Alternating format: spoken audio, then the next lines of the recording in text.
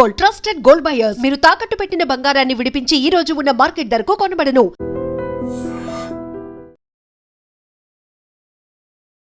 నమస్కారం, welcome to I dream. నేను మీ సంగీత.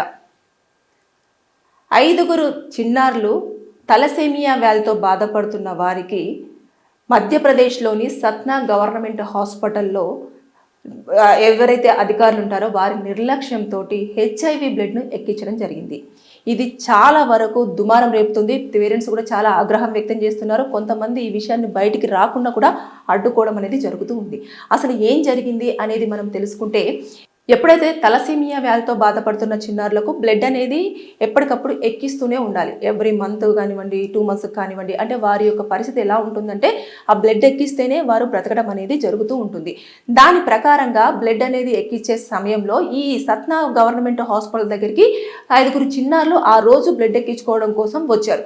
వచ్చిన తర్వాత వారి యొక్క బ్లడ్ గ్రూప్ అనేది కొన్ని సందర్భాలలో హాస్పిటల్లో అవైలబిలిటీ ఉండకపోతే వీరేం చేస్తారు అంటే బ్లడ్ ఎక్స్చేంజ్ అనేది చేయడం జరుగుతుంది. అంటే ఇప్పుడు ఇక్కడ ఏ పాజిటివ్ బ్లడ్ ఉంటే వారికి బి పాజిటివ్ బ్లడ్ కావాలి అన్నా, బి గ్రూప్ కావాలన్నా కూడా ఏం చేస్తారంటే ఈ బ్లడ్ను అటు వాళ్ళకి ఇచ్చేసి అక్కడి నుంచి వెళ్ళి ఆ బ్లడ్ బ్యాంక్ నుంచి వెళ్ళి కూడా ఇక్కడ వీరు బ్లడ్ తీసుకోవడం అనేది జరిగి వారికి ఎక్కించడం చేస్తూ ఉంటారు. అంటే ఇలాంటి సందర్భంలో నిర్లక్ష్యంగా అక్కడ ఉన్న స్టాఫ్ ఎవరైతే ఉన్నారో వారు వ్యవహరించడం వల్ల ఇలాంటి యొక్క బ్లడ్, హెచ్ఐవి సోకిన వ్యక్తి యొక్క బ్లడ్ అనేది 5 పిల్లలకు కూడా ఎక్కించడం జరిగింది. ఇంత దారుణ నిర్లక్ష్య ధోరణి ఎందుకు వ్యవహరిస్తున్నారు అని చెప్పేసి అనేది ఇప్పుడు చాలా వరకు అందరిలో ఆగ్రహం అనేది వ్యక్తం చేస్తున్నారు.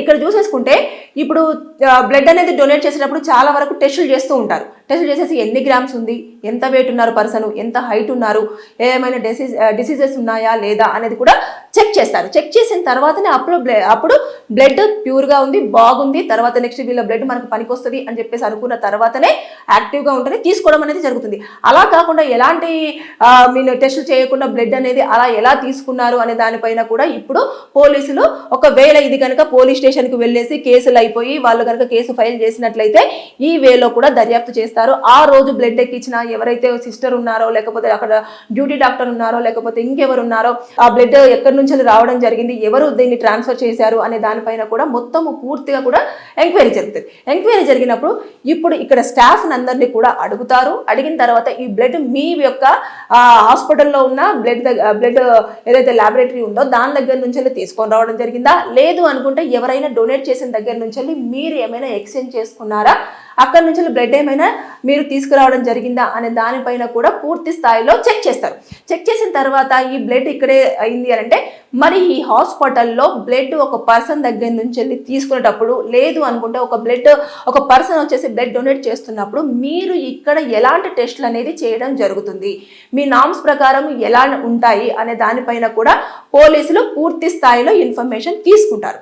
తీసుకున్న తర్వాత ఇక్కడ వీళ్ళందరినీ కూడా ఎంక్వైరీ చేసి వీళ్ళ స్టేట్మెంట్ అంతా తీసుకున్న తర్వాత ఒకవేళ మేము ఇక్కడే చేశాము అంటే ఇలాంటివంతా చేసేసుకొని వారిపైన ఎక్కువ స్థాయిలో కూడా ఒక స్టేట్మెంట్ తీసేసుకొని పిల్లల యొక్క తల్లిదండ్రుల స్టేట్మెంట్ తర్వాత నెక్స్ట్ అంతా తీసుకున్న తర్వాత దానిని వారు కేసు కింద కన్సిడర్ చేయడం జరుగుతుంది.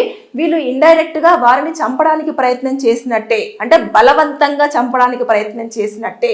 వారు ఏదో బ్రతుకుదాము అంటే తలసేమియా వ్యాధితో ఆల్రెడీ బాధపడుతున్నారు, వారు రోజు ప్రాణంతో పోరాడుతూ ఉంటారు. అలాంటి పిల్లలు అంటే ఒక 6 నుంచి 7 సంవత్సరాల వరకు ఉన్న పిల్లల్లో 5 ఎవరైతే ఉన్నారో వారు బ్రతుకుదామని చెప్పేసి వచ్చుకున్న వారికి ఇలాంటి ఒక భయంకరమైన వ్యాధి కలిగిన హెచ్ఐవి బ్లడ్ ఉన్న దానిని వారి యొక్క బాడీలోకి పంపించడం అనేది దారుణమైన సంఘటనగా కూడా కోర్టు పరిగణలోకి తీసుకోవడం జరుగుతుంది.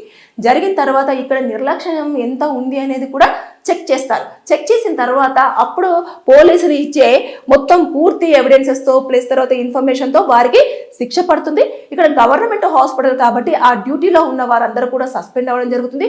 కొన్ని సందర్భాలలో కూడా పూర్తి స్థాయిలో వారిని ఉద్యోగం నుంచి టర్మినేట్ చేయడం అనేది కూడా చేస్తారు.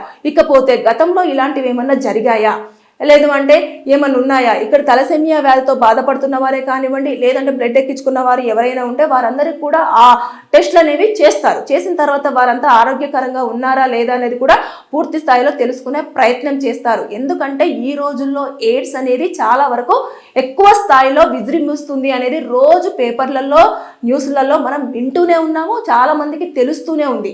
అయితే ఇక్కడ చూసుకుంటే మాత్రం హాస్పిటల్లో ఇలాంటి ధోరణులు ఉంటాయి. ఇంకా బ్లడ్ ఎక్కించుకోవాలంటే చాలా మంది కూడా భయపడి రోజులు రాబోతున్నాయి, వస్తాయి కూడా. అంటే వారు ఏం చేయకపోయినా, ఎలాంటి తప్పులు చేయకపోయినా, ఏం చేయకపోయినా కూడా అది వారు బ్రతకడం కోసము, వారి ప్రాణాలను కాపాడుకోవడం కోసం వచ్చినప్పటికీ కూడా ఇలాంటి వ్యాధి బారిన పడితే మాత్రం వారు యొక్క బాధ మనం వర్ణనాతీతం కదా, అది అసలు మనం చెప్పలేము కూడా.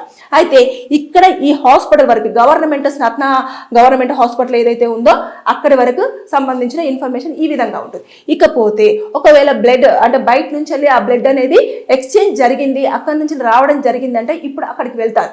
వెళ్ళిన తర్వాత ఇది కావాల్సుకొని చేశారా, ఇలా మీరు ఎందుకని ఎయిడ్స్ ఉన్న వారందరినీ కూడా మీరు టెస్టులు చేయకుండా, వారి యొక్క బ్లడ్ శాంపిల్స్ని మీరు చెక్ చేయకుండా ఎందుకని తీసుకొని ఇలా పేషెంట్స్కు పంపించడం జరుగుతుంది, ఇది వారి యొక్క వృత్తా లేదా అని మొత్తము, అంటే ఎక్కడి నుంచి వచ్చింది, ఏంటిది, ఇది ఇందులో ఏమన్నా ఇన్నర్గా వారు ఏమైనా డబ్బులు తీసుకొని చేస్తున్నారా, లేదంటే ఈ వ్యాధిని ఎక్కువగా అందరికీ అంటించాలన్న ప్రయత్నం చేస్తున్నారా అనే దానిపైన కూడా పూర్తి స్థాయిలో ఎంక్వైరీ చేస్తారు.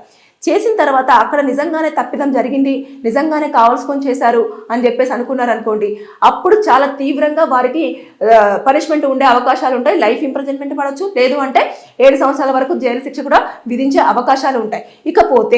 ఇక దాంతో పాటు అక్కడ ఎవరైతే ఉన్నారో ఆ రోజు ఆ బ్లడ్ని ఎవరైతే ఎక్స్చేంజ్ చేశారో ఆ యొక్క బ్లడ్ బ్యాంక్లో ఉన్న వారిని అందరినీ కూడా ఎంక్వైరీ చేస్తారు. మీరు సపరేట్గా ఈ బ్లడ్ అనేది ఎందుకు ప్యాకెట్లలో తీసుకొని పెట్టడం జరిగింది, HIV బ్లడ్ని ఇంత స్థాయిలో ఎందుకు తీసుకున్నారు, వీరికి ఏమేమి టెస్టులు చేశారు, ఈ రోజు ఎవరైతే వ్యక్తులు వచ్చారో వారు బ్లడ్ ఇచ్చేటప్పుడు మీరు టెస్టులు ఏమేమి చేశారని చెప్పేసి చెక్ చేయడంతో పాటు మీరు చెక్ చేసిన తర్వాత వాటిని ఎందుకని సపరేట్గా చేసి పెట్టలేదు.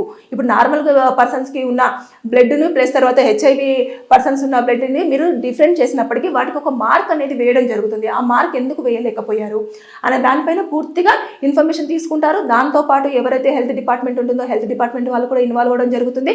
జరిగిన తర్వాత పూర్తి స్థాయిలో తనిఖీలు కూడా చేస్తారు. మళ్ళీ ఏదైతే బ్లడ్ ఉంటుందో ఆ బ్లడ్ను కూడా శాంపిల్స్ అన్నింటినీ కూడా ఒకసారి చెక్ చేయడం అనేది జరుగుతుంది. ఎందుకంటే ఇలాంటివి చోటు చేసుకున్నాయి కాబట్టి అక్కడ ఉన్న పిల్లలు కూడా 5గురు వారికి ఏం తెలియకుండా, తల్లిదండ్రులకి ఏం తెలియకుండా పిల్లల ప్రాణాలు కాపాడదాము, వారికి ఆరోగ్యంగా ఉంచుదాము అని చెప్పేసి ఎన్నో ఆశలతో వచ్చిన వారికి కూడా వారి పిల్లల యొక్క ప్రాణాలు ఇప్పుడు గుప్పిట్లో ఉన్నాయి, ఎప్పుడైనా ఏ ప్రమాదమైనా జరగచ్చు అన్న ఇదిలో ఉన్నారు. ఇకపోతే ఎయిడ్స్ ఎప్పుడైతే ఒక బాడీలో ఉంటుందో దానికి ఎప్పటికప్పుడు టాబ్లెట్స్ వాడుతూనే ఉండాలి. పిల్లలు ఇప్పుడు అంత డోసేజ్ అనేది వారు బేర్ చేయగలరా లేదా అనేది ఒక పెద్ద టాస్క్. అంటే చిన్న వయసు నుంచి ఒక 6 సంవత్సరాల పిల్లలు కాబట్టి వారు అంత డోసేజ్ని వారి శరీరం తట్టుకుంటుందా లేదా, తట్టుకుంటే రోజు టాబ్లెట్స్ వేసుకోవాలి అంటే వారు ఎంతవరకు దాన్ని సర్వైవ్ అవ్వగలరు అనే దాన్ని కూడా బేస్ చేసుకొని ఉంటుంది. అయితే ఒకవేళ ఎంత ట్రై చేసినప్పటికీ కూడా మహా అంటే ఒక 10 సంవత్సరాలు 15 సంవత్సరాల వరకు మహా అంటే వారు ప్రాణాలతో గట్టిగా ఫైట్ చేస్తారేమో, కానీ చివరికి మాత్రం వారు మనకు కనిపించకుండానే పోయే అవకాశాలు ఉంటాయి. రీజన్ ఏంటంటే బాడీ లోపల ఆ HIV వైరస్ అనేది చాలా వరకు కిల్ చేస్తూ వస్తుంది. ఎంత టాబ్లెట్స్ యూజ్ చేసినా సరే వారికి ఏదైతే ఉంటుందో రెసిస్టెన్సీ పవర్ అనేది చాలా వరకు లో ఉంటుంది. ఏదైనా జబ్బు వచ్చిందనుకోండి చాలా తొందరగా అటాక్ అయ్యే అవకాశాలు ఉంటాయి. వారి ప్రాణాలను కాపాడడం కూడా చాలా తీవ్ర స్థాయిలో కూడా ట్రై చేయాల్సి ఉంటుంది. ఇకపోతే ఒకవేళ ఏదైనా ప్రమాదం వాటిల్లినప్పటికీ కూడా వారి యొక్క బ్లడ్ని ఎవరికి ఇవ్వలేము, వీరి యొక్క వేరే వాళ్ళ బ్లడ్ని వీరికి ఎక్కిద్దామన్నా కూడా చాలా వీరు డాక్టర్స్ అయినా సరే సిస్టర్స్ అయినా సరే భయపడుతూ ఉంటారు. ఇలాంటివన్నీ కూడా చాలా వరకు మనం చూస్తూ ఉంటాం. కాబట్టి వారి యొక్క బెడ్లను వేసే ఒక వార్డు సపరేట్గా ఉంటుంది, వారి ట్రీట్మెంట్ సపరేట్గా ఉంటుంది, వారిని చూసే విధానం సపరేట్గా ఉంటుంది. ఇక్కడ చూసుకుంటే చిన్నపిల్లలు వారు ఏమీ తప్పు చేయలేదు, అలా అని వాళ్ళ తల్లిదండ్రులు తప్పు చేశారా, వాళ్ళు కూడా తప్పు చేయలేదు. వారికి అనుకోకుండా వచ్చిందా అంటే అక్కడ వారు ప్రాణాలు కాపాడుకుందాము, ప్రాణాలు నిలబెట్టాలి, నా పిల్లల్ని నేను మంచి భవిష్యత్తు ఇవ్వాలి అని చెప్పేసి తల్లిదండ్రులు కలలతో వెళ్ళేసి ఆ రోజు బ్లడ్ ఎక్కిస్తే వారి పిల్లలు యాక్టివ్గా ఉంటారు అంటే ఇలాంటి భయంకరమైన వైరస్తో వారు వస్తారు అని తట్టుకోలేక తల్లిదండ్రులు చాలా వరకు ఆగ్రహం వ్యక్తం చేస్తూ నిరసనలు వ్యక్తం చేస్తూ అధికారులను అడిగినప్పటికీ కూడా వారు మాత్రం ఎలాంటి స్పందన లేకుండా దానిని బయటికి రాకుండా దానిని నొక్కే ప్రయత్నాలు చేస్తున్నారని చెప్పేసి చాలా వరకు అక్కడ పెద్దగా కూడా తల్లిదండ్రులు గొడవలకు దిగడం జరుగుతుంది. ఈ లెక్కను చూసేస్తే హాస్పిటల్లో రక్షణ అనేది ఎంత దారుణంగా ఉందో చూడండి. ప్రాణాలు పోతున్నాయిరా బాబు కాపాడండి అని చెప్పేసి వెళ్ళేదానికంటే ప్రాణాలు అక్కడికి పోతాయేమో అనే సిచ్యువేషన్కి వస్తున్నాయి. కాబట్టి ఇక మీదట ఎప్పుడైనా సరే మన వాళ్ళకు ఎవరికైనా బ్లడ్ అవసరం ఉంది, పేషెంట్గా అక్కడ ఉన్నారు అన్నప్పుడు మనకు తెలిసిన వ్యక్తిని తీసుకువెళ్ళి ఆ బ్లడ్ గ్రూప్కి సంబంధించిన పర్సన్కి ఆల్ టెస్టులు చేసిన తర్వాత కన్ఫర్మ్ చేసుకున్న తర్వాత బ్లడ్ ఇచ్చే ప్రయత్నం చేయండి.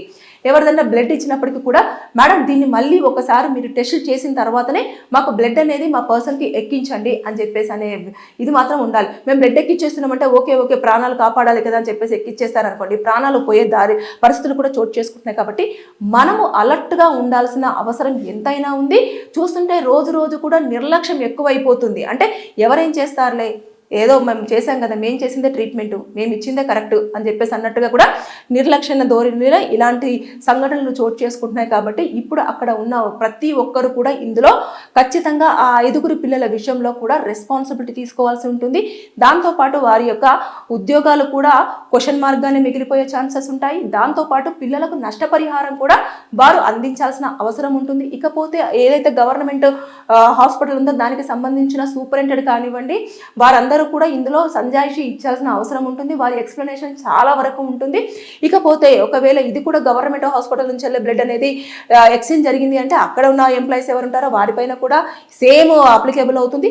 ఒకవేళ ప్రైవేట్ దగ్గర నుంచి తీసుకొచ్చారంటే ప్రైవేట్ ఎంప్లాయీస్ అంటే ఇది ఇక్కడ నుంచి ఏ హాస్పిటల్స్కి కూడా బ్లడ్ అనేది ఎక్స్చేంజ్ అనేది జరుగుతుంది అనే దానిపైన పూర్తి స్థాయిలో ఎంక్వైరీ చేస్తారు. దాన్ని బట్టేసే వారికి శిక్షలు ఉండే అవకాశం ఉంటుంది. సో నేను చెప్పేది ఏంటంటే మనము ఎప్పటికప్పుడు అలర్ట్గా ఉండాలి. మన ప్రాణాలు మన చేతుల్లోనే ఉంటాయి. వేరే వాళ్ళ చేతుల్లో పెడితే ఇలాంటి లేనిపోనివన్నీ కూడా మనకు తెలియకుండానే మన బాడీలోకి ఈ మధ్యకాలంలో ఎక్కిచ్చేస్తున్నారు. కాబట్టి ఇక్కడ 5 పిల్లలు అటాక్ అవ్వడం జరిగింది హెచ్ఐవికి. అంటే వారికి ఎలాంటి ఇన్వాల్వ్మెంట్ లేకపోయినా సరే, అది కూడా హాస్పిటల్లో. కాబట్టి మనం జాగ్రత్తగా ఉండాలి. Be alert, be careful. Thank you. నిజంగా ప్రస్తుతం ఉన్నటువంటి సమాజం దేనికి ప్రయారిటీ ఇస్తుంది? ఆర్థిక సంబంధాల చుట్టూ మాత్రమే తిరుగుతుంది. మళ్ళీ ఎన్నికలంగానే చాలా విరక్తి కలుగుతాను. మంచి అనిపిస్తుంది కదా, లేడీస్ కూడా ఛాలెంజింగ్ జాబ్స్ చేసినప్పుడు చాలా బాగుంటది. ట్రాఫిక్ అసిస్టెంట్స్ గా నియమించిన ట్రాన్స్జెండర్స్ అందరితో సాల్యూట్ చేయించుకుంటున్నారు. ఫుడ్ డెలివరీ ఇవ్వటానికి వెళ్ళినటువంటి డెలివరీ బాయ్ అనిల్ పై కళ్ళ ముందు